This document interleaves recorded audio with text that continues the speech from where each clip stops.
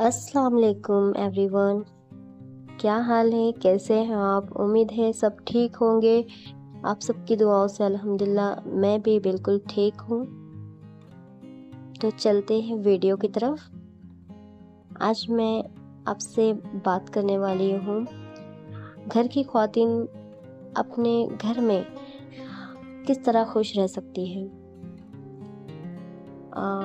यूँ कह लीजिए कि मैं हाउसवाइफ के बारे में बात कर रही हूँ। हाउसवाइफ को घर की मलका कहा जाता है। मैं भी एक हाउसवाइफ हूँ और मुझे भी अपने हाउसवाइफ होने पर बहुत फ़ख्र है। हाउसवाइफ होती है घर की क्वीन, और इस क्वीन को खुश रहना बहुत ज़रूरी है। जैसे हमारे बॉडी में हार्ट मेन ऑर्गन है। हार्ट अगर ठीक काम कर रहा हो तो पूरी बॉडी भी ठीक काम करेगी। बिल्कुल ऐसे ही हाउसवाइफ भी दिल की तरह है। इसी तरह खुश हो तो पूरा घर खुश, अगर हाउसवाइफ उदास तो पूरा घर उदास। जिंदगी की मुश्किलात आप में कड़वाहट घोल देती है, मगर आपको अपने लिए और अपने खानदान के लिए खुश रहना ज़रूरी है। सबसे पहले अपनी सोच को बदलें, पॉजिटिव सोचें। आप में से कहीं हाउसवाइफ ये सोचती होगी, आई थी रानी बनके और नौकरानी बनकर रह गई। क्या अपने घर के लिए काम करना गलत है? क्या अपनों के लिए काम करना या अपने घर के लिए काम करने से वो नौकरानी बन जाती है? नहीं, आपने अपनी जिम्मेदारी को समझना है। काम तो बहुत होते हैं, जिम्मेदारियां भी बहुत ज़्यादा होती है, मगर मलका बनना आसान है क्या? मलका हर औरत तो नहीं बन सकती। अपनी सोच को बदले, नज़रिए को बदले। घर में मलका की तरह रहिए। 3-3 दिन ना नहाना, बाल ना बनाना, कपड़े ना बदलना, ये चीज़ें आपने नहीं करनी। जैसे वर्किंग लेडीज़ होती डेली अपने आप को ड्रेसअप करके डेली अपने काम पर तवज्जो देती हैं, आपका काम भी यही होना चाहिए। घर का काम भी तो आपका ही काम है ना। एक बार जब आप अपने काम से फारिग हो जाए तो डेली नहाए धोए, साफ़ सुथरे कपड़े पहने, हल्की हल्की लिपस्टिक लगा ले, आँखों में काजल लगाए, थोड़ा बहुत परफ्यूम भी लगा ले, फिर देखना कितना अच्छा फील होगा। अपने सोने और जागने का रूटीन बनाएं। कोशिश करें रात 11 साढ़े 11 बजे तक सो जाएं, ताकि आप सुबह जल्दी उठ सके। अगर सुबह जल्दी उठेगी तो अगले दिन आप अपने दिन के सारे काम जल्दी निपटा लेगी। जल्दी उठने से पॉजिटिव सोचने लगेगी। जब सारे काम जल्दी निपट जाएंगे तो खुद के लिए भी टाइम निकालने लगेगी और एक अलग ही खुशी महसूस करोगी। ब्रेकफास्ट, लंच, डिनर्स के पूरे हफ्ते की वीकली लिस्ट बना लें। अपनी फैमिली के साथ बैठ जाएं और मशवरा करके सारी लिस्ट बनाएं और अपने फ्रिज पर पेस्ट कर दें। इससे आपका काम बहुत आसान भी हो जाएगा और आपका टाइम भी बचेगा। अगले दिन क्या पकना है इसकी तैयारी आप पहले ही कर लेंगी। हम हाउसवाइफ यूँ हमेशा यही सोचती रहती है, अभी तो ये काम करना है, अभी तो वो भी काम करना है, ये भी बाकी है, वो भी बाकी है। ऐसा नहीं करना, इसी तरह नहीं सोचना। इस तरह सोचने से आपका स्ट्रेस और बढ़ते जाएगा। उससे हटकर ज़रा सोचें। जो भी काम कर ले तो खुद को शाबाशी देते जाएं और कहें, अरे वाह ये भी हो गया, अरे वाह वाह ये भी हो गया। तो खुद को मोटिवेट करते रहें और ये करने से आपके काम भी होते जाएंगे और आप खुशी से सारे काम करने लगोगी। जो काम आपने नहीं किया उसकी टेंशन छोड़ें और जो कर चुकी हो बस उसमें खुश हो जाए। उससे आप अपने आप को मोटिवेट भी करती रहोगी और दूसरे काम करने में भी आसानी होगी। खुद को अप्रिशिएट करें। आधी लड़ाई तो ऐसे ही जीत जाओगी।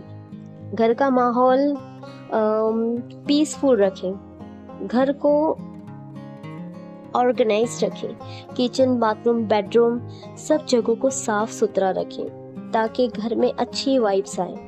पूरा महीना घर के खर्चे में कुछ ना कुछ छोटी सी छोटी जो भी आपके पास में पैसे जमा हो सकते हैं उसे ज़रूर निकालें और महीना ख़त्म होने के बाद अपने लिए अपने पसंद की कोई भी चीज़ें ज़रूर खरीदें। घर में प्लांट्स लगाएं। ये ज़रूरी नहीं कि आपके पास गार्डन ही नहीं है या जगह नहीं है, आप छोटे से छोटे गमले लें, इसमें प्लांट्स लगाएं। घर को जन्नत बना दें ताकि शाम 5 बजे आपके हस्बैंड घर पहुंचने के लिए बेचैन हो जाए। बच्चों को ऐसा माहौल दें कि बच्चे घर में खुश रहें, उनका दिल अपने घर में सबसे ज़्यादा लगा रहे।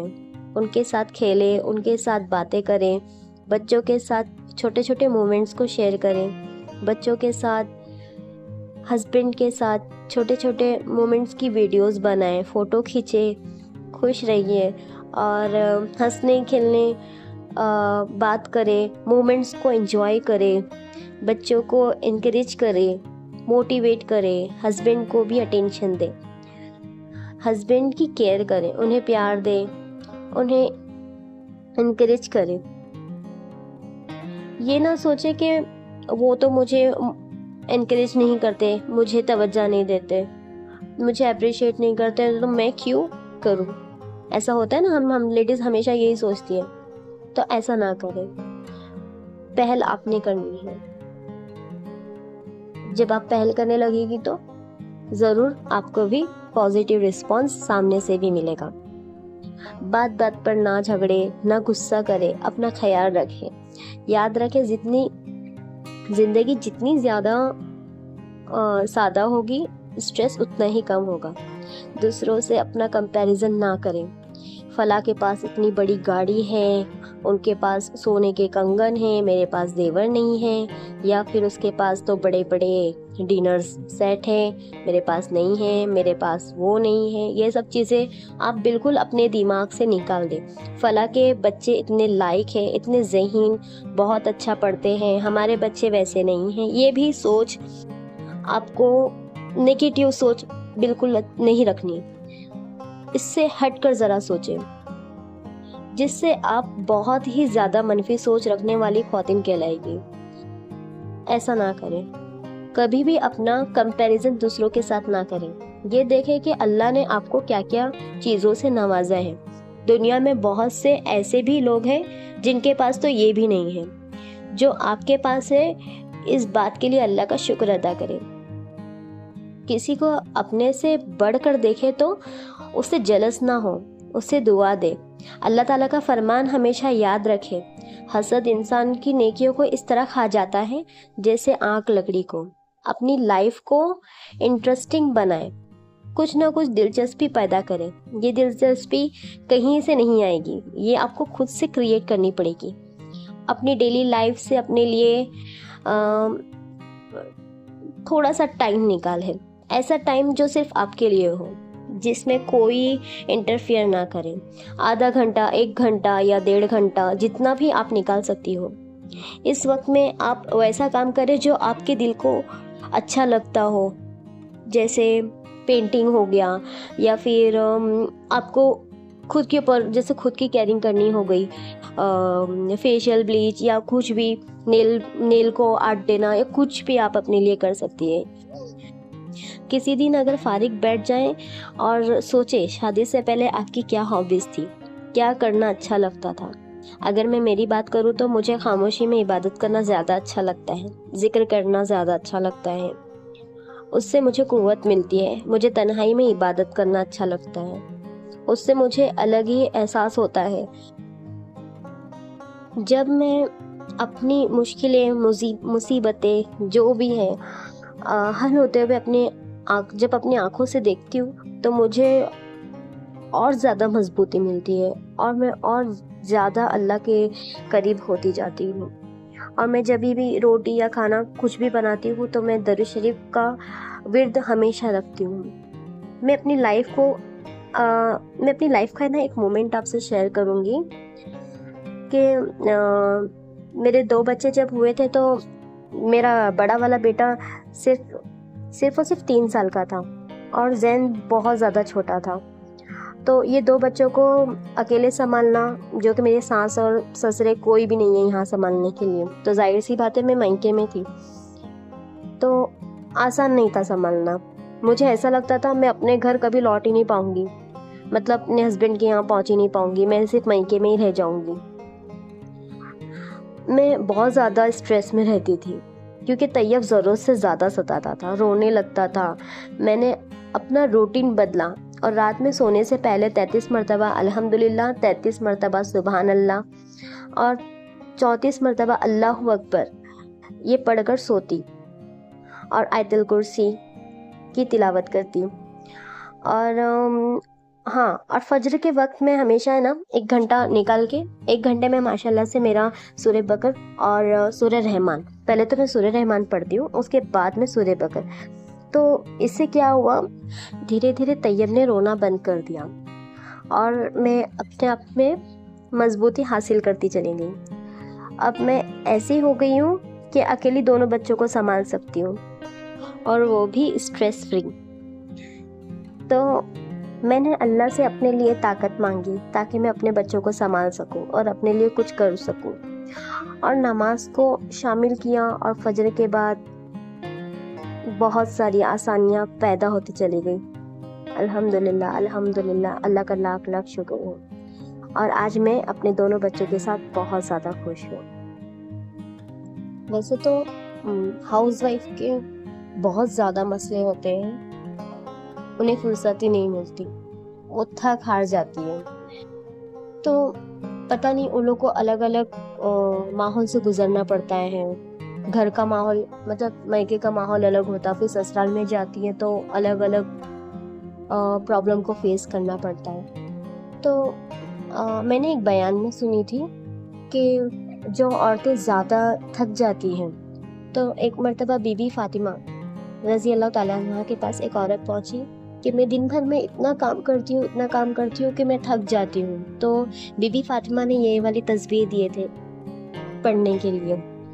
तो ये जाहिर सी बात है, जब आप ज़्यादा थक जाओ ना, तो जब सोने के वक्त में ये तस्बीह पढ़ लो तो सुबह में बहुत फ्रेश उठते हैं। ये आप कभी आजमा कर देखें। अच्छा, बहुत सारी औरतें ऐसी होती जिसको रात में नींद नहीं आती,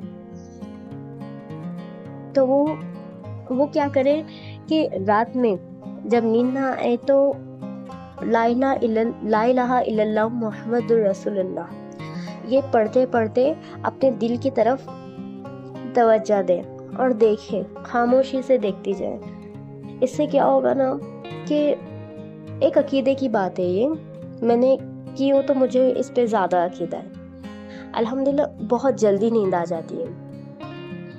ये ज़रूर अपनाएं, और ये नहीं कर सकती तो ज़रूर बीबी फातिमा वाली जो तस्बीह जो है वो ज़रूर पढ़ें। ये थकावट दूर करने वाली तस्बीह है।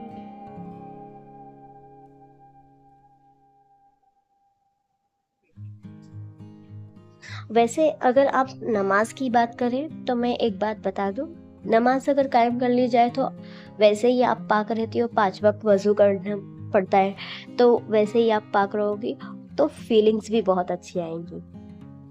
तो फर्स्ट आप नमाज कायम करें। अगर आपके पूरा घर का काम करने के बाद आपके पास कुछ वक्त बच जाता हो तो इनकम सोर्स जनरेट करें, जैसे ट्यूशन वगैरह ले लें।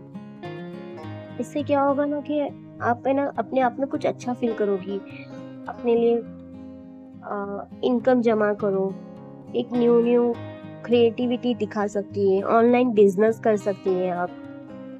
अगर स्टिचिंग आती है तो सिलाई क्लास खोल सकती है।